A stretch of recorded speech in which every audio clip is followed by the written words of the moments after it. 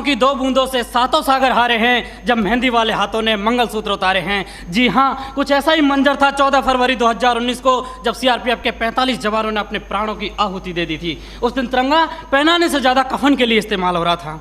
आदरणीय अध्यक्ष महोदय, सम्मानीय निर्णायक मंडल एवं उपस्थित साथियों, मैं सीआईएसएफ से उप निरीक्षक पिंटू राम मीणा आज के वाद विवाद के विषय को केंद्रित करते हुए विपक्ष में अपने विचार प्रस्तुत करना चाहूँगा। महोदय, मैं एक सैनिक हूँ और मेरे लिए तो संविधान ही गीता है, बाइबल है, कुरान है तथा भारतीय संविधान के अनुच्छेद 33 के तहत मेरे मौलिक अधिकार इसलिए छीने गए हैं ताकि मैं देश की रक्षा कर सकूँ, देश के आत्मसम्मान और मान मर्यादा को बचा सकूँ। उतना ही नहीं, माननीय सर्वोच्च न्यायालय द्वारा 1964 में रामस्वरूप बनाम भारत संघ मामले में स्पष्ट किया है कि एक सैनिक के लिए राष्ट्रीय सुरक्षा ही सर्वोपरि है।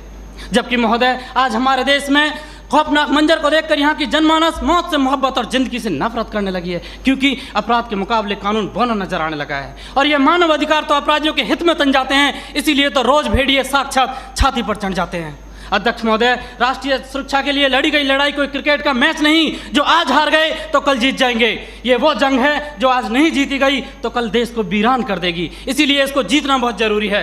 और हम रोज जीतते हैं तभी तो पंजाब की तर्ज पर जम्मू कश्मीर और उत्तर पूर्वी राज्य भारत के नक्शे में हैं, नहीं तो युद्ध विराम संधि, शिमला समझौता और ताशकंद जैसे कई समझौते रोज जम्मू कश्मीर की घाटियों में बेआबरू होते हैं। महोदय, राष्ट्रीय सुरक्षा का मतलब यह नहीं कि नक्सली आतंकी हमलों में जवाबी कार्रवाई न करें। राष्ट्रीय सुरक्षा का मतलब आतंकवाद, नक्सलवाद, उग्रवाद को खत्म कर देश के कोने कोने में शांति स्थापित करना है। और अगर शांति स्थापित करना है तो आतंकवाद और नक्सलवाद को पोषित करने वाले तथा उन्हें हथियार मुहैया कराने वाले राष्ट्रों पर प्रतिबंध लगाने की जरूरत है। जरूरत है न्यायिक प्रक्रिया को सुधारने की, टेरर फंडिंग और साइबर क्राइम को रोकने की। आज जरूरत है राजनीतिक इच्छा शक्ति की।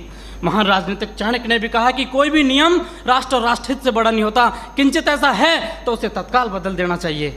महोदय, आज के दौर में आक्रामक रवैया अपनाने वाले आतंकवाद, नक्सलवाद, उग्रवाद से लोहा लेना किसी युद्ध से कम नहीं और किसी युद्ध को जीतने के लिए पहल करने की आवश्यकता होती है। जबकि युद्ध जैसी अत्यंत निर्णायक पलों में एक जवान अपनी नौकरी की वजह से उतना ही कर पाता है कि सांप मरे या ना मरे, लेकिन लाठी नहीं टूटनी चाहिए, क्योंकि उसको डर सता रहा होता है कि जलील किया जाएगा उसे मानवाधिकारों की भरी सभा के अंदर।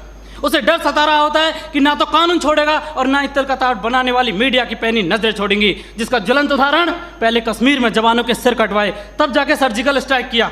20 भारतीय सैनिकों ने गोली खाई तब म्यांमार में घुसकर ऑपरेशन ऑल आउट किया था। 45 जवानों ने शहादत दी तब बालाकोट एयर स्ट्राइक की। काश ये एयर स्ट्राइक, सर्जिकल स्ट्राइक और ऑपरेशन ऑल आउट पहले ही हो गए होते तो एक पत्नी का सुहाग, एक बुढ़े माँ बाप की बुढ़ापे की लाठी, एक बहन की राखी और एक बच्चे का भविष्य अंधकार में नहीं होता। महोदय, डॉक्टर भी कैंसर का इलाज करता है तो संक्रमित कोशिका को काट कर फेंक देता है ताकि वो नासूर ना बने, और आज हमारे देश में आतंकवाद, नक्सलवाद और उग्रवाद तो उससे भी गंभीर समस्या बने हुए। ये 1 नहीं, 2 नहीं, 3 नहीं, हजारों निर्दोष लोगों की जान ले लेते हैं। महोदय, मेरे विपक्षी साथी किन दरिंदों के लिए मानव अधिकारों की दुहाई दे रहे हैं?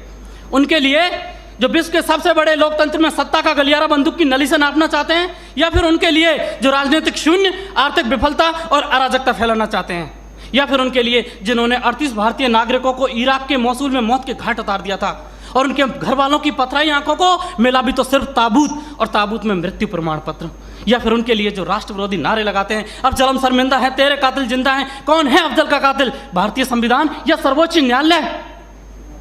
क्यों दरकिनार करना चाहते हैं मेरे विपक्षी साथी इन सब घटनाओं को? क्योंकि साथ सच्चाई को बर्दाश्त करने की क्षमता नहीं रह गई आपके अंदर। महोदय, सच ये है कि हमारी बंदूक की नली से निकली हुई गोली को 1000 बार सोचना पड़ता है कि उसे कब, कहां और किसे लगना है, जबकि एक आतंकवादी की गोली को कोई निर्णय लेने की आवश्यकता नहीं होती। एक जवान की उंगली अगर ट्रिगर पर है तब हम यहाँ खुली हवा में सांस लेते हैं। -40 डिग्री तापमान पर एक जवान अपनी हड्डियां गलाता है तब हमें सहूलियत मिलती है बुद्धिजीवियों की तरह बातें करने की, सहूलियत मिलती है संवेदनशील होने की, डिस्को जाने की और त्यौहार मनाने की। अध्यक्ष महोदय, सच्चाई यह है कि दुश्मन देश के बाहर ही नहीं, देश के अंदर भी हो सकता है। मंदिर, मस्जिद और गुरुद्वारे में भी हो सकता है, यहां तक कि सदन के अंदर भी हो सकता है, जिसे नकारा नहीं जा सकता। और ये मेरी जिम्मेदारी है कि बाहर भीतर हर तरफ देश की रक्षा करूं, और ऐसा करते वक्त अगर मेरे और मेरे परिवार के मानव अधिकारों को कुचलना भी पड़ा तो मेरे लिए सौभाग्य की बात होगी। अंत में फैसला माननीय निर्णायक मंडल के ऊपर छोड़ते हुए भूतपूर्व प्रधानमंत्री श्री अटल बिहारी वाजपेयी जी की चंद पंक्तियों के साथ मेरी वाणी को विराम देना चाहूँगा कि ये बंधन की भूमि है, अभिनंदन की भूमि है, ये तर्पण की भूमि है, ये अर्पण की भूमि है, इसका कंकर कंकर शंकर है, इसका बिंदु बिंदु गंगा जल है। हम जिएंगे तो इसके लिए, मरेंगे तो इसके लिए, और मरने के बाद गंगा में बहती हुई हमारी अस्थियों से कोई कान लगाकर सुनेगा तो सिर्फ एक ही आवाज आएगी, भारत माता की जय। मैं इंस्पेक्टर जीडी राजप्रकाश मिश्रा, भारत तिब्बत सीमा पुलिस बल की तरफ से आज के वाद विवाद प्रतियोगिता का विषय मानव अधिकारों का अनुपालन करते हुए देश में आतंकवाद और उग्रवाद से प्रभावी तरीके से निपटा जा सकता है कि विपक्ष में अपना विचार रखना चाहूंगा। महोदय, बात चाहे सीमा सुरक्षा की हो या देश की आंतरिक सुरक्षा की हो, हमारे सुरक्षा बल अपने कर्तव्यों का निर्वहन काफी अच्छे तरीके से कर रहे हैं, परंतु कभी कभी हालात और परिस्थितियां इतनी खराब हो जाती है जब हमें राष्ट्र सुरक्षा में या आत्मरक्षा में कठोर कदम उठाने पड़ते हैं। जब हमारा सामना इन उग्रवादियों और आतंकवादियों से होता है तो ये हमारा स्वागत किसी फूलों के हार से नहीं, बल्कि हमारा स्वागत करते हैं गोलियों की बौछार से और अत्याधुनिक हथियारों से। और उस समय जब गोली कान के 2 इंच दूरी से गुजरती है तो वो जिंदगी और मौत के बीच एक फासला पैदा करती है। और इन परिस्थितियों में भी एक सिपाही के पास 1 सेकंड से भी कम का समय होता है ये फैसला लेने के लिए कि वो क्या करे और क्या ना करे। जबकि आज हमारे देश में एक न्यायपालिका को भी एक फैसला लेने में कई दशक लग जाते हैं। आसान नहीं होता फौजी कहलाना, आसान नहीं होता फौजी कहलाना। जज्बातों को पिघलाकर रगों में लोहा भरना पड़ता है। जम्मू कश्मीर में हमारे 5,500 से अधिक जवान शहादत को प्राप्त हो चुके हैं, तो वहीं नक्सल प्रभावित क्षेत्रों में 3,000 से अधिक जवान शहादत को प्राप्त हो चुके हैं। हमें सीख लेनी चाहिए श्रीलंका सरकार से, जिन्होंने अपनी सेना को खुली छूट दी और लिट्टे जैसे आतंकवादी संगठन पर उन्होंने काबू पाया। तो हमें सीख लेनी चाहिए अमेरिका सरकार से भी, जिन्होंने अफगानिस्तान, इराक और सीरिया जैसे देश में भी आतंकवाद को खत्म करने की एक पहल की और उन्हें काफ़ी हद तक सफलता भी मिली। जबकि हमारे देश में एक अधिकारी द्वारा जब एक पत्थरबाज को गाड़ी से बांधकर अपनी टीम को सुरक्षित बचाया जाता है तो लोग उस पत्थरबाज के मानवाधिकार की हनन की बात करते हैं। तो मैं आपको बताना चाहता हूं, अगर 10 व्यक्तियों की जान को बचाने के लिए एक व्यक्ति के मानवाधिकार का हनन कुछ समय के लिए हो भी जाए तो ये किसी भी सैद्धांतिक धरातल पर गलत नहीं है। आज लोहे का स्वाद लोहार से नहीं बल्कि उस घोड़े से पूछना चाहिए जिसके मुंह में लगाम लगी होती है। 1958 में हमारे देश में अस्फा जैसे कठोर कानून लाए गए और पूर्वोत्तर के राज्यों में जहां पर उग्रवाद अपनी चरम सीमा पर था उसे खत्म करने के लिए वहां लागू किया गया। और उसकी सफलता को देखते हुए 1990 में इसे जम्मू कश्मीर में भी लागू किया गया, जो आज भी आतंकवाद का कमर तोड़ने का काम कर रहा है और इसे हटाने के लिए अलगाववादी नेता अपना राग अलापे रहते हैं। तो पंजाब क्षेत्र में भी जब आतंकवाद अपनी चरम सीमा पर था तो हमारे सुरक्षा बलों द्वारा और सरकार द्वारा कठोर कदम उठाए गए और वहां से भी आतंकवाद को जड़ से खत्म किया गया।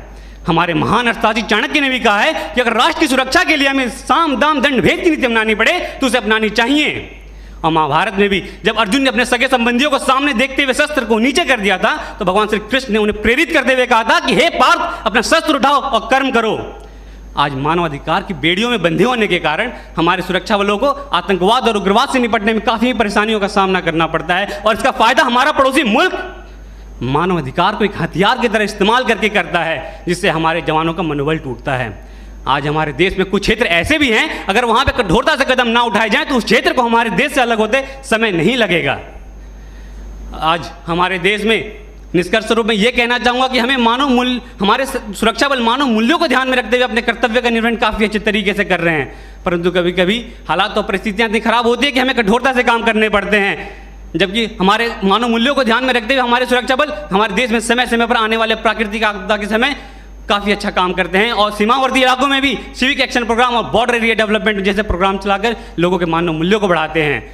और हमारे देश में हमारे आज अजमल कसाब जैसा आतंकवादी, इनका कोई जाति, धर्म, मजहब, नाम पहचान न होने के कारण आसानी से देश में घुस आते हैं और मुंबई हमले को अंजाम देते हैं, जिसमें हमारे देश के 166 निर्दोष व्यक्ति मारे जाते हैं। तो वे आदिल अहमद डार जैसे आतंकवादी पुलवामा हमले को अंजाम देते हैं आम जनता के बीच में छुप कर रहते हुए और हमारे सीआरपीएफ के 44 जवान शहादत को प्राप्त हो जाते हैं। तो अब इनको इन्हीं की भाषा में मुंह तोड़ जवाब देते हुए हमारे सुरक्षा बलों ने पठानकोट, बालाकोट, उरी जैसे सर्जिकल स्ट्राइक भी किया और आतंकवाद को जड़ से खत्म करने का भी काम कर रहे हैं। और अंत में निष्कर्ष स्वरूप में यही कहना चाहूँगा एक फौजी के तर्ज में कि कभी ठंड में ठिठुर कर देख लेना, कभी ठंड में ठिठुर कर देख लेना, कभी तपती धूप में जल कर देख लेना कैसे होती है हिफाजत मुल्क की, कभी वर्दी पहन कर देख लेना। जय हिंद, जय भारत।